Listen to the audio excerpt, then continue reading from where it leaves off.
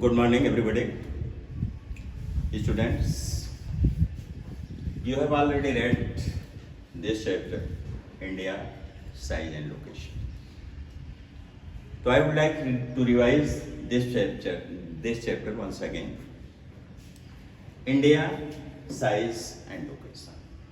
जैसा कि चैप्टर के टाइटल से ही क्लियर हो रहा है कि इंडिया का साइज कितना है और इंडिया की वर्ल्ड के मैप पे लोकेशन क्या है, इन दोनों पे चर्चा होगी।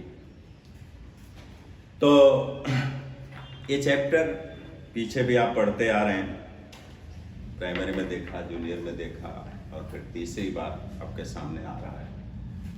इंडिया की बात करें तो एंशिएंट पीरियड से ही इस कंट्री का, इस देश का एक खास इंपॉर्टेंस रहा है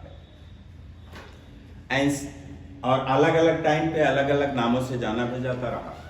एंशिएंट पीरियड में इसको कई नाम से जाना गया, जम्बूद्वीप, भारत खंड, आर्यावर्त, इस तरह से नाम दिए गए।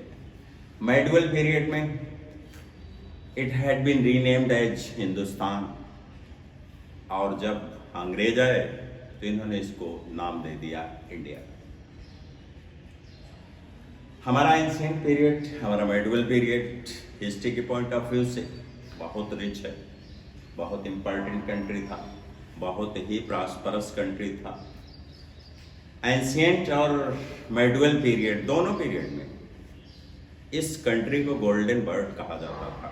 गोल्डन बर्ड का मतलब कि प्रॉस्पेरिटी अपने पीक पर थी। दुनिया में कोई भी ऐसा देश नहीं था जिसको इंडिया के सिमिलर, इंडिया के बराबर रखा जा सकता था। इसीलिए इसको गोल्डन बर्ड का नाम दिया गया। और फिर 18वीं सदी में अंग्रेज आए और फिर 20वीं सदी तक इन्होंने हुकूमत का काम शुरू किया इंडिया में। दे एक्सप्लॉइटेड, दे लूटेड इंडिया बर्ड। रिजल्ट ये हुआ कि गोल्डन बर्ड तो नहीं रहे, आज हम डेवलपिंग कंट्री के नाम से जाने जाते हैं, पुअर कंट्री के नाम से जाने जाते हैं। ये तो हमारी हिस्ट्री है, हमारा इतिहास है। यहाँ हम ज्योग्राफी की बात कर रहे हैं, तो साइज की बात हम आपसे कर लें तो इंडिया का एरिया बहुत बड़ा देश है, कश्मीर से लेके कन्याकुमारी तक, अरुणाचल प्रदेश से लेकर के गुजरात तक एक बहुत बड़ा एरिया है। साइज के मामले में आप देखेंगे तो दुनिया का 7th लार्जेस्ट कंट्री है। इंडिया से बड़े देश जो हैं उनमें रसिया, कनाडा, यूएसए, ब्राजील,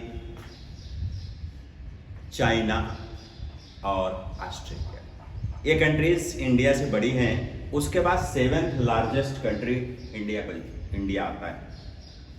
हम पॉपुलेशन के बेस पे अगर पूरी दुनिया को देखते हैं तो इंडिया 2nd लार्जेस्ट कंट्री है आफ्टर चाइना। चाइना के बाद हमारा नंबर आता है पॉपुलेशन के मामले में।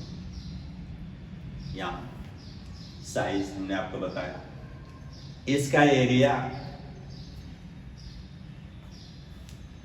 बहुत बड़ा एरिया है इंडिया का, इसीलिए 7th लार्जेस्ट कंट्री में माना जाता है इसको। 3.28 मिलियन स्क्वायर किलोमीटर इसका एरिया है। दूसरी बात कि 3 तरफ से वाटर बॉडीज से घिरा हुआ है। आप देखेंगे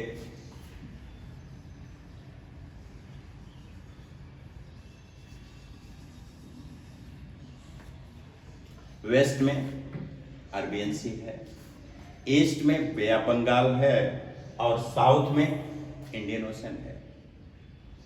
तो 3 साइड इसका ऐसा है जो वाटर बॉडी से घिरा हुआ है। दूसरी बात, अगर हम लैटिट्यूड, लॉन्गिट्यूड की बात करें तो इंडिया नॉर्दर्न हेमिस्फीयर में है।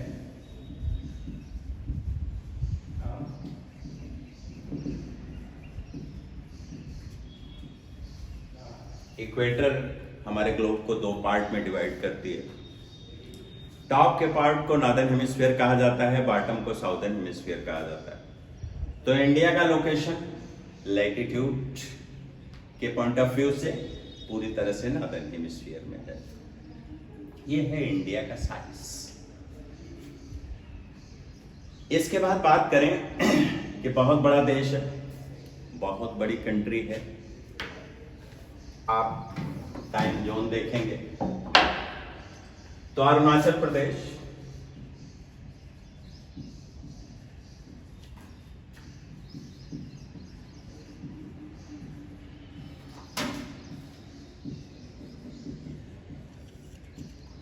दो स्टेट ले लें, वेस्ट में गुजरात है और ईस्ट में है अरुणाचल प्रदेश। इन दोनों के बीच में टाइम लैग, टाइम का डिफरेंस आप देखेंगे तो 2 आवर्स का है। लोकल टाइम इसका 2 घंटे का डिफरेंस रखता है। कहने का मतलब यह है कि अगर अरुणाचल प्रदेश में सूरज निकलता है तो गुजरात में 2 घंटे रात होगी। गुजरात में सूरज नहीं डूबेगा, डूबने वाला है तो 2 घंटे रात हो गई अरुणाचल प्रदेश में। तो 2 घंटे का डिफरेंस है, 2 आवर्स का डिफरेंस है। इस डिफरेंस को खत्म करने के लिए एक स्टैंडर्ड मेरिडियन बनाई गई है। यह है 82 डिग्री 30 मिनट ईस्ट। और इंडिया भर की घड़ियां इसी लॉन्गिट्यूड पर सेट की जाती हैं। यही वजह है कि लोकल टाइम में चाहे जो डिफरेंस हो, लेकिन घड़ी जो टाइम अरुणाचल प्रदेश में देगी, the same time is shown in Gujarat also. इसके अलावा आप देखेंगे एक और है जिसको GMT बोलते हैं, ग्रीनविच मीन टाइम। ये पूरे वर्ल्ड के टाइम को लोकेट करता है। इसको ग्रीनविच मीन टाइम कहते हैं। ग्रीनविच एक सिटी है इंग्लैंड में, उस सिटी से ये लाइन गुजरती है और इसका और इंडिया का डिफरेंस देखेंगे तो लगभग 5.5 घंटे का है। तो 2 तरह के टाइम जोन हो गए आपके, एक इंडियन स्टैंडर्ड टाइम हो गया, दूसरा ग्रीनविच टाइम हो गया। तीसरी बात,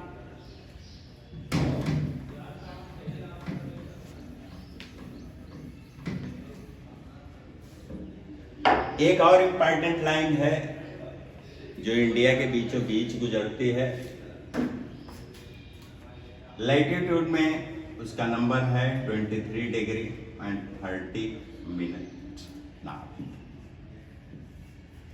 इसको कहते हैं ट्रॉपिक ऑफ कैंसर।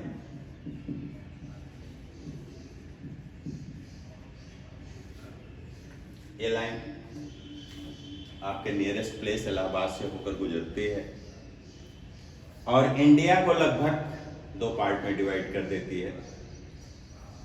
और इस बेस पे इंडिया को 2 जोन में डिवाइड किया जाता है। एक को हम ट्रॉपिकल जोन कहते हैं, दूसरे को सब ट्रॉपिकल जोन कहते हैं। ये इस क्लाइमेट की स्टडी के लिए ये इमेजिनरी लाइन खींची गई। तो इस तरह से अब पूरे ग्लोब पर इंडिया की जो पोजीशन है, इसको हम स्ट्रेटेजिक पोजीशन कहते हैं। स्ट्रेटेजिक का मतलब होता है बड़ा इंपॉर्टेंट। जो इंडिया का लोकेशन है पूरी दुनिया के बीच में है, इसलिए इसकी पोजीशन को बड़ा इंपॉर्टेंट कहा जाता है। ये लोकेशन की वजह से दुनिया भर से हमारा ट्रेड कांटेक्ट इजीली हो जाता है। कारण ये है, वजह ये है कि ट्रांसपोर्टेशन का काम, जितने भी मैक्सिमम बल्कि गुड्स होते हैं उनका काम वाटर के जरिए होता है, समुद्र के जरिए होता है, सीज और ओशंस के जरिए होता है। और हमने आपको बताया कि इस पॉइंट ऑफ व्यू से इंडिया 3 तरफ से वाटर बॉडी से घिरा हुआ है। वेस्ट में अरबियन सी, ईस्ट में बे ऑफ बंगाल और साउथ में इंडियन ओशन। ये 3 है। तो इंपोर्ट और एक्सपोर्ट स्पेशली बल्कि गुड्स का इन्हीं से होकर एक कंट्री से दूसरी कंट्री पहुंचाया जाता है। दूसरी बात, अगर आप हिस्ट्री लेंगे तो हिस्ट्री में भी आपको मिलेगा कि एंशिएंट पीरियड में हड़प्पन सिविलाइजेशन जब हमारे यहाँ थी, उस पीरियड में भी इंडिया का ट्रेड कांटेक्ट था, स्पेशली कुछ साउथ ईस्ट एशियन कंट्रीज थी।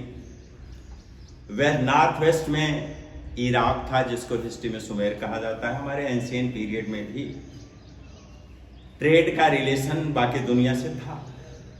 दूसरी बात, मेडुअल पीरियड की अगर आप बात करें तो इंडिया में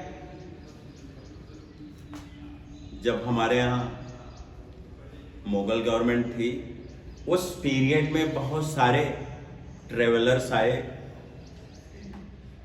और ये सारे ट्रेवलर्स वाटर रूट से ही आए। वास्को डी गामा ने इंडिया को खोजा और उसने भी अपनी जर्नी वाटर बॉडीज के ही थ्रू शुरू की, पूरे अफ्रीका कॉन्टिनेंट का चक्कर लगा के अरबियन सी होते हुए कालीकट उतरा। तो इस तरह से आप देखेंगे। और अगर हम ब्रिटिश पीरियड की बात करें तो मैक्सिमम इंपोर्ट और एक्सपोर्ट का काम सी रूट के जरिए हुआ ब्रिटिश गवर्नमेंट के पीरियड में। तो इंडिया की पोजीशन बड़ी इंपॉर्टेंट है। पहली बात तो ये कि हमारे ग्लोब के बीच में है। दूसरी बात ये कि वाटर बॉडीज से कनेक्टेड है हमारे देश का मैक्सिमम पार्ट। एक बड़ी लंबी कोस्ट लाइन है जिसकी वजह से इंपोर्ट और एक्सपोर्ट या वाटर ट्रांसपोर्टेशन बड़ी इजीली होता है। तो इस तरह से